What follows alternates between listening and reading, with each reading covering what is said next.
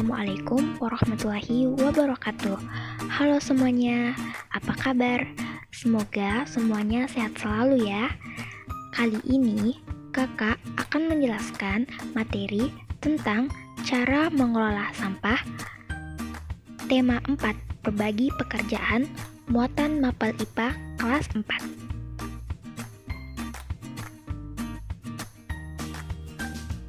Tujuan pembelajaran kita yang pertama, mengenal jenis-jenis sampah, memahami prinsip 4R, dan yang terakhir, mengenal cara pengelolaan sampah.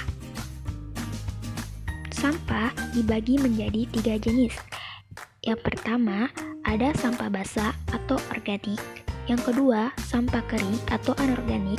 Dan yang ketiga, sampah bahan berbahaya dan beracun atau biasa disingkat B3. Yang pertama, sampah organik. Sampah organik adalah sampah yang berasal dari bahan-bahan organik. Biasanya, sampah ini berasal dari makhluk hidup, seperti hewan dan tumbuhan. Yang kedua, sifatnya tidak tahan lama dan cepat membusuk, sehingga sampah ini akan menimbulkan bau yang kurang sedap jika tidak dikelola dengan benar. Dan yang ketiga, mudah diuraikan oleh mikroorganisme tanah. Contoh dari sampah organik seperti sisa makanan dari sayur-sayuran, buah-buahan, atau dari tumbuhan seperti daun-daunan. Yang kedua, sampah anorganik. Sampah ini terdiri dari bahan-bahan anorganik, misalnya logam, plastik, kaca, karet, dan kaleng. Kedua, sifatnya tahan lama dan sukar membusuk, sehingga apabila dibuang sembarangan, maka sampah ini akan dapat menyebabkan pencemaran lingkungan. Yang ketiga, tidak mudah diuraikan oleh mikroorganisme tanah. Adapun contoh sampah anorganik itu adalah semua sampah yang berasal dari logam, plastik, kaca, karet, dan kaleng.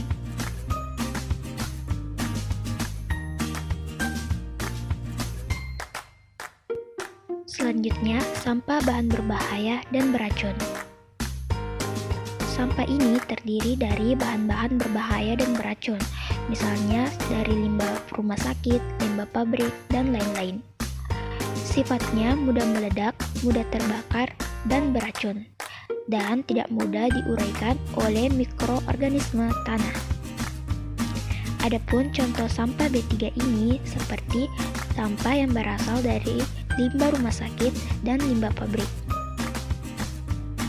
Sekarang, ayo kita kenali tempat sampah berdasarkan jenisnya ya. Untuk sampah organik atau sampah basah seperti sisa makanan dan daun-daunan, tempat sampahnya itu berwarna hijau. Untuk sampah anorganik atau sampah kering seperti kantong plastik, botol plastik, tempat sampahnya itu berwarna kuning. Dan untuk jenis sampah bahan berbahaya dan beracun, tempat sampahnya berwarna merah. Kakak harap kalian sudah bisa mengerti dan mengenali tempat sampah berdasarkan jenisnya ya. Nah, kalian tahu tidak, jika tidak semua sampah dapat terurai dengan baik loh. Dan kalaupun terurai, itu akan membutuhkan waktu yang sangat lama. Biasanya, sampah yang sulit untuk terurai adalah sampah anorganik. Maka dari itu, kita bisa mengelola sampah dan juga barang bekas dengan cara 4R. Kalian tahu nggak sih apa itu 4R? 4R adalah singkatan dari reuse, reduce, recycle, dan replace. Sekarang kita bahas satu persatu ya.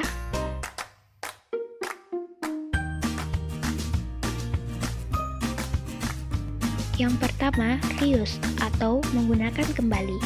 Artinya, kita menggunakan kembali sampah yang masih dapat digunakan untuk fungsi yang sama atau fungsi yang berbeda. Contohnya, memilih wadah, kantong, atau benda yang dapat digunakan beberapa kali atau berulang-ulang. Misalnya, menggunakan sapu tangan daripada menggunakan tisu, atau menggunakan tas belanja dari kain daripada menggunakan kantong plastik. Yang kedua, reduce atau mengurangi. Artinya, kita dapat mengurangi potensi sampah. Dengan kata lain, kita harus mengusahakan atau minimalisir pembuangan sampah ke lingkungan. Hal ini bisa dilakukan dengan membawa air minum dalam botol minum sendiri daripada membeli air minum dalam kemasan. Yang ketiga, recycle atau mengolah kembali.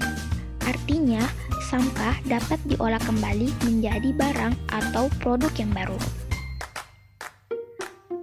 Contohnya, kita dapat mengolah sampah organik menjadi pupuk kompos. Pupuk kompos adalah pupuk yang dibuat dari sari sampah-sampah organik. Contohnya seperti di gambar.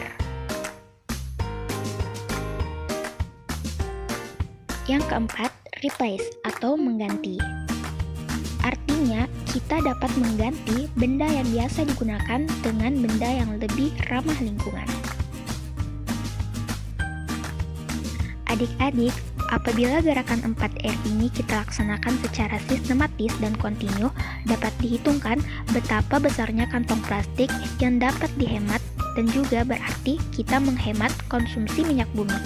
Selanjutnya, penghematan konsumsi kantong plastik akan mengurangi limbah yang pada akhirnya akan memberikan dampak positif bagi lingkungan hidup dan kesehatan. Nah, sebagai kalimat penutup dari kakak, kebersihan menjadi awal dari penilaian baik buruknya seseorang. Kepribadian yang baik akan menjaga kebersihan dirinya, lingkungannya, dan sekitarnya.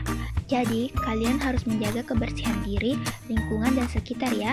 Jangan mengotori dan buanglah sampah pada tempatnya. Sekian materi dari kakak. Terima kasih sudah menyaksikan.